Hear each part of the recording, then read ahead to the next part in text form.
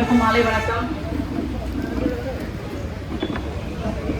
Sorry, நான் இன்னொரு இடத்துக்கு போகணும், தொண்டையார்பேட் வரைக்கும். அதனால உங்க எல்லாத்தையும் பேசிட்டு கிளம்பிடலாம் அப்படின்றதுனால தான் முதல்ல பேசுறேன்.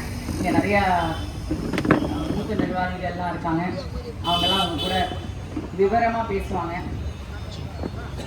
இந்த இடத்துல சக்திவேல்ஜி இந்த மாதிரி ஒரு தெருமுனை கூட்டம் போட்டதுக்கு முதல்ல அவருக்கு ஒரு பெரிய பாராட்டை தெரிவிச்சுக்கணும். ஏன்னா இந்த மாதிரியான டீக்கடை வாசல்ல, இந்த தெருமுனையில இந்த மாதிரி மக்களுக்கு கேட்கிற மாதிரி போடக்கூடிய கூட்டமாக தான் எங்களுடைய மாநில தலைவர் திரு நயினார் நாகேந்திரன் அவர்கள் எங்களுக்கு உத்தரவு போட்டிருக்காரு. நீங்க இந்த இதுலயே பார்த்திருப்பீங்க, நாளை நமதே தமிழ்நாடும் நமதே. அதுதான் எங்களுடைய இந்த தெருமுனை கூட்டத்தோட முக்கியமான சாராம்சம். என்ன சொல்லி தெருமுனை கூட்டம் போடுங்க அப்படின்னு சொன்னாங்கன்னா, தெருக்கு தெரு போங்க, மக்கள் கிட்ட இந்த 5 வருஷம் திமுக ஆட்சி வந்ததுக்கு அப்புறம் என்னெல்லாம் கஷ்டப்பட்டாங்கன்னு கேளுங்க. அந்த கஷ்டத்தை எல்லாம் நம்ம என்டிஏ கூட்டணி 2026ல ஜெயிச்சு வந்ததுக்கு அப்புறம் அவங்களுக்கு சரி பண்ணி கொடுக்கணும். அதுக்காக நீங்க தெருக்கு தெரு போய் இந்த கூட்டத்தை போட்டு மக்களை போய் சந்திங்க. அதனாலதான் மேடை கூட தெருமுனை கூட்டத்துல நாங்க போடுறதுல நிறைய இடத்துல பாத்தீங்கன்னா மைக்கு வேணும், உட்கார மக்களுக்கு சேர் வேணும், இது 2 இருந்தா போதும், கொடி வேணும், இவ்வளவுதான். இந்த தேர்தல் வரக்கூடிய காலகட்டத்துல இந்த மாதிரி உங்களை மக்களை சந்திக்கிறதுல ரொம்ப மகிழ்ச்சி. ஏன் இந்த திமுக அரசு இந்த 5 ஆண்டு காலமாக எதுவுமே பண்ணல மக்களுக்கு அப்படின்னா, அது அவங்களுடைய ரத்தத்துல ஊறி இருக்கிற ஒரு விஷயம். அவங்க அப்பா இருந்தாரு, என்ன பண்ணாரு, இப்ப பையன் வராரு, அதுக்கப்புறம் அவரோட பையன் வரப்போறாருன்னு கனவுல இருக்காங்க. என்ன பண்ண போறாங்க? கண்டிப்பா எதுவும் கிடையாது. ஆனா என்ன ஒரு விஷயத்த ரொம்ப சிறப்பா பண்ணுவாங்கன்னா, மூல செலவை பண்றதுல இந்த திமுக கட்சி மாதிரி யாருமே பண்ண முடியாது. தமிழ்னு சொல்லி தமிழை வச்சு அரசியல் இவ்வளவு காலமாக இன்னும் பண்ணிட்டு இருக்காங்க.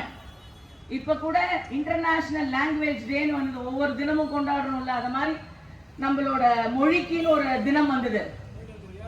இந்த தாய்மொழி தான் எல்லாமே, தாய்மொழி இல்லாம ஒண்ணுமே இல்ல, தமிழ் தான் சொல்லி ஏதோ ஒரு வீடியோ எல்லாம் போட்டு பாட்டெல்லாம் போட்டு எல்லாம் பண்ணியிருக்காரு.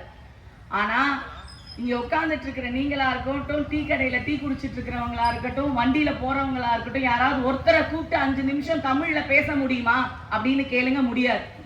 அந்த 5 நிமிஷத்துல நம்மளால ஆங்கிலம் கலக்காத தமிழ்ல பேசவே முடியாது.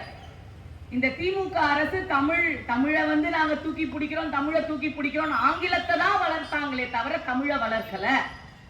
ஆனா இதே மொழி, தமிழ் மொழியை தவிர அது ஹிந்தியா இருக்கட்டும், இல்ல வேற எந்த மொழியாக வேணாலும் இருக்கட்டும், நீங்க எடுத்துக்கிட்டீங்கன்னா தெரியும், அவங்க ஒரு 90% அவங்களுடைய மொழியில பேசுறாங்க.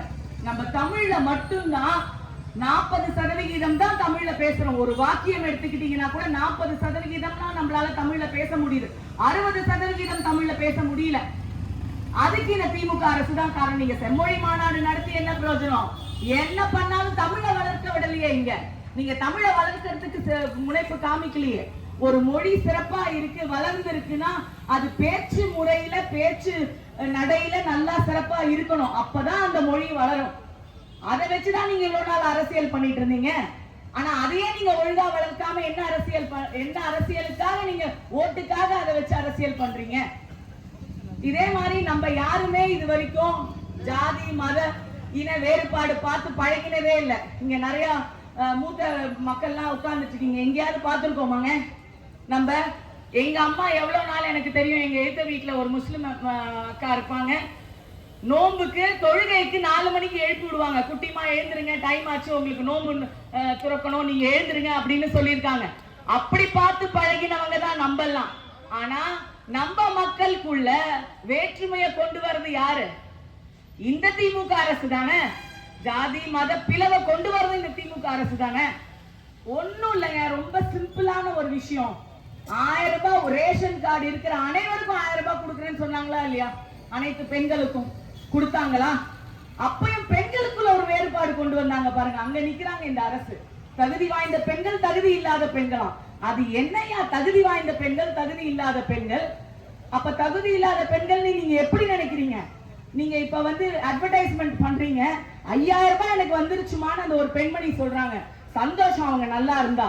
ஆனா அந்த பெண்மணி கழுத்துல 2 செயின் 4 வளையல் போட்டுட்டு அதை சொல்றாங்க. அப்போ இல்லாதவங்க எவ்வளவு பேருக்கு கிடைக்காம இருக்கு? அதுக்கு காரணம் இந்த அரசு தான். மக்களை குறை சொல்ல முடியாது. யாருக்கு வேணும், நிஜமாவே அடிப்படை தேவை யாருக்கு அது தேவையோ அதை கொண்டு போய் சேர்க்க முடியாத ஒரு நிலைமையில தான் இந்த திமுக அரசு இருக்கு. மழை பஞ்சா வெள்ளம், ஆமாவா இல்லையா? இல்ல நான் பொய் சொல்றேனா? மழை பஞ்சா வெள்ளம் வருது, அதே சமயம் வெயில் அடிச்சா தண்ணி தேவைப்படுது. இதே மாதிரி எவ்வளவு காலமா நம்ம பண்ணிட்டு இருக்க முடியும்? தூர் ஒழுங்கா வர்றது கிடையாது, ஏரி குளங்கள் எல்லாம் தூர் வர்றது இல்லை. ஆனா இதே நம்ம மேயர் அம்மா சொல்றாங்க, சிங்கார சென்னையா நாங்க மாத்திட்டு இருக்கோம். அந்த அம்மா வந்து வெறும் ஒரு சும்மா பொம்மையா தான் இருக்காங்கன்னு நம்ம எல்லாருக்கும் தெரியும். ஆனாலும் வெளியில வந்து பேசுறோமே, நம்ம எவ்வளவு பிரஸ் மீட்ல பேசிட்டு இருக்காங்களே, அதுக்காகவாது உண்மையை பேசணுமா இல்லையா? அதுக்காகவாது டிரைனேஜ் வசதி பண்ணி கொடுக்கணுமா இல்லையா? மழைநீர் வெடிக்கால் எல்லாத்தையும் சரி பண்ணி கொடுக்கணுமா இல்லையா?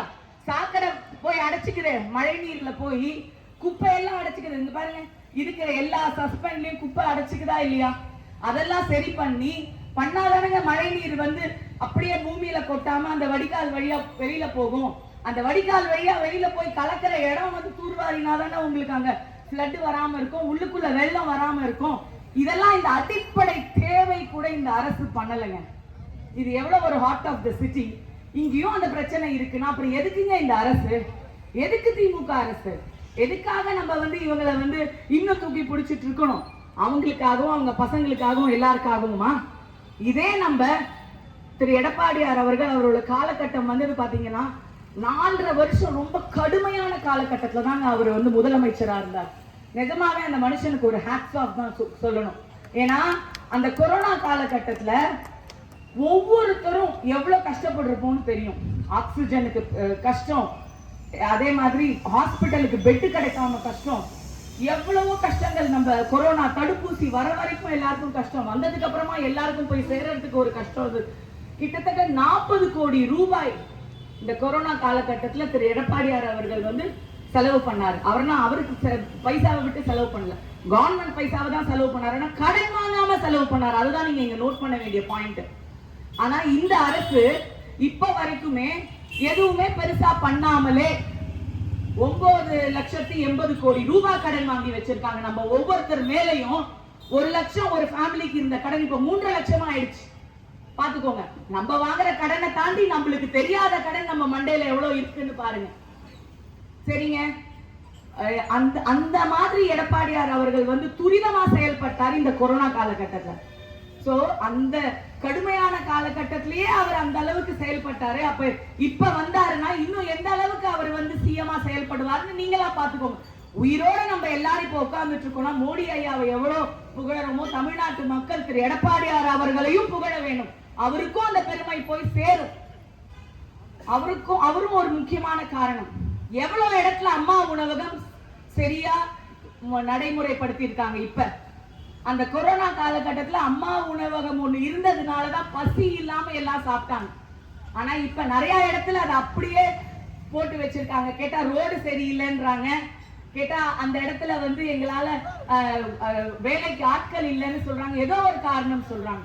இந்த மாதிரி பல்வேறு இந்த கேண்டீன் இருக்கு, அதெல்லாம் கூட அந்த எடப்பாடியார் அவர்கள் காலகட்டத்துல கொண்டு வந்த அந்த ஷாப் தான் அதெல்லாமே, அந்த கடைகள் எல்லாம். இந்த மாதிரி பல விஷயங்கள் வந்து பொதுமக்களுக்காகவே பண்ணிட்டு இருந்தாங்க. கிட்டத்தட்ட 11 மருத்துவ கல்லூரியை திறந்து வச்சாரு திரு எடப்பாடியார் அவர்கள் அவருடைய காலகட்டத்துல. இதெல்லாம் நீங்க ஞாபகம் வச்சுக்கணும். 11 மருத்துவ கல்லூரி.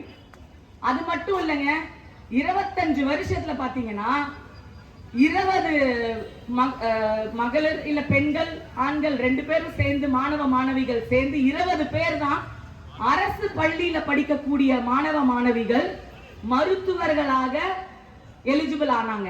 ஆனா இந்த உள் ஒதுக்கீடு அப்படின்னு ஒரு அரசு பள்ளிகள்ல கொண்டு வந்தாங்க பாத்தீங்களா, அது எடப்பாடியார் அவர்கள் காலகட்டத்துல தான். அந்த உள் ஒதுக்கீடு கொண்டு வந்ததுனால கிட்டத்தட்ட இப்ப வருஷத்துக்கு கொஞ்சம் நினைச்சு பாருங்க, ஒரு தோராயமா சொல்லுங்க வருஷத்துக்கு எவ்வளவு இருக்கும். முன்னாடி 25 வருஷத்துக்கு 25 பேர் தான் சராசரியா அரசு பள்ளியில படிச்சு மருத்துவர் ஆகக்கூடிய கனவு இருந்தது. இப்ப இந்த உள்ஒதுக்கீடு எடப்பாடியார் அவர்கள் கொண்டு வந்ததுக்கு அப்புறமா வருஷத்துக்கு எவ்வளவு இருக்கும்னு யாராவது ஒரு நம்பர் சொல்லுங்க பார்க்கலாம். 450 பேர் வருஷம் அரசு பள்ளியில படிச்சுட்டு மாணவ மாணவிகள் மருத்துவராக வெளியில வராங்க. அப்ப அதனாலதானே இவங்க நீட்டு ரத்து பண்ணி இப்பயும் புலம்பிட்டு இருக்கிறதுக்கு காரணம் இவங்களுடைய தனியார் பல்கலைக்கழகங்கள் இருக்குல்ல, அதெல்லாம் அங்க செல்லுபடி ஆகல, அங்க நம்மளால எதுவுமே பண்ண முடியலன்றதுனாலதான் இந்த நீட்டு ஐயோ வந்துருச்சே இன்னும் கஷ்டப்பட்டு இருக்காங்க. இந்த மாதிரி பல்வேறு விஷயங்கள் மோடி அங்க உலக நாடே வியந்து பார்க்கக்கூடிய அளவுக்கு நம்மளுக்கு எல்லாமே பண்ணி கொடுத்துட்டு இருக்காரு.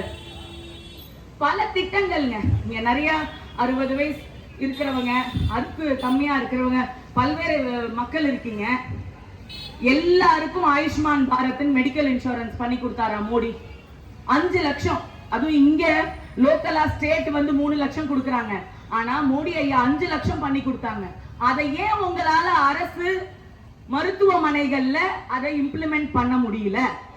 ஏன் நான் ஒரு ஆயுஷ்மான் பாரத் கார்டு வச்சிருந்தா அதுக்கு இன்கம் டாக்ஸ் எவ்வளவு வேணா இருக்கட்டும், இருக்கிற அனைவருக்கும் 70 வயசுக்கு மேல இருக்கிற அனைவருக்கும்னு சொன்னார்ல. அப்ப அவர் பாரபட்சம் பார்க்கல, எல்லாருக்குமே தானே அவர் பண்ற திட்டம் எல்லாமே எல்லாருக்குமே தானே கொடுக்கிறாரு.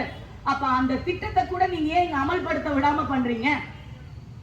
ஒரு அரசு மருத்துவமனையில கூட மோடிஜி அவர்கள் கொடுக்கக்கூடிய 5 லட்சம் ரூபாய் காப்பீட்டு திட்டத்தை அமல்படுத்த விடுவதில்லை இந்த திமுக அரசு. ஏன்னு தான் நாங்க கேட்கிறோம்.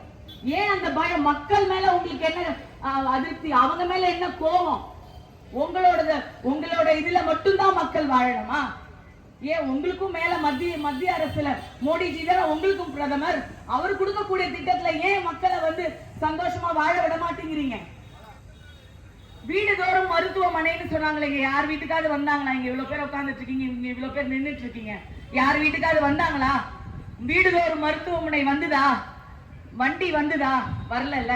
ஆனா இதே எவ்வளவு வருஷமா இன்னும் ஆயுஷ்மான், அதாவது நம்மளுடைய மருந்தகம், மோடிஜி மருந்தகம் எவ்வளவு இடத்துல சிறப்பா நடந்துட்டு இருக்கு. ஒரு மாசத்துக்கு 5000 ரூபாய்க்கு நீங்க மருந்து வாங்க வேண்டிய நிலைமை இப்ப 1000 ரூபாய்க்கு மாறி இருக்குங்க. 4000 ரூபாய் நீங்க மிச்சப்படுத்தலாம் பட்ஜெட்ல.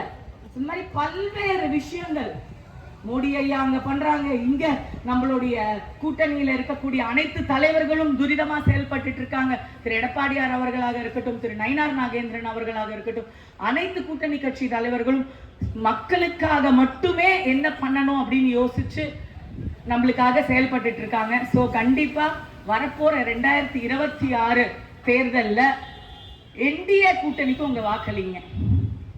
ஆண்டவனா பார்த்து உதிக்க வைக்கிறான் பாத்தீங்களா மேல உதய சூரியனை, அது மட்டும் உதிக்கட்டும். அது நல்ல சூரியன், நம்மளுக்கு நல்ல கதிர்களை கொடுக்கக்கூடிய நல்லது பண்ணக்கூடிய சூரியன். அது மேல ஆண்டவனா பார்த்து தினம் உதிக்க வைக்கிறான் பாருங்க, அது உதிக்கட்டும். ஆனா ஓட்டு பாக்ஸ்ல உதய சூரியனும் அதோட கூட்டணியும் உதிக்கவே கூடாது, கண்டிப்பா உதிக்க கூடாது. என்டிஏ கூட்டணியில இருக்கக்கூடிய சின்னங்கள் தான் உதிக்க வேண்டும் ஒவ்வொரு தொகுதியிலும். அதுக்கு எதனால காரணத்தை நாங்க சொல்லிட்டோம். இன்னும் அடுக்கிக்கிட்டே போலாம். எங்களுடைய நிறைய மூத்த நிர்வாகிகள் இருக்காங்க, அவங்க எல்லாரும் சொல்லுவாங்க. சோ இந்த நுனி விரல் அடுத்த 60 நாளைக்கு அப்புறம் ரொம்ப முக்கியமான ஒரு விஷயம். அதனால தயவு செஞ்சு உங்க தொகுதியில யார் நிக்க போறாங்க, எந்த லீடர் நிக்க போறாங்க, எந்த சின்னத்துல நிக்க போறாங்கன்னு சின்னத்தை பார்த்து என்டிஏ கூட்டணிக்கு உங்களுடைய அனைத்து வாக்குகளும் சிந்தாமல் சிதறாமல் வாக்களிக்குமாறு தாழ்மையுடன் அன்புடன் கேட்டுக்கொள்கிறேன். நன்றி, வணக்கம்.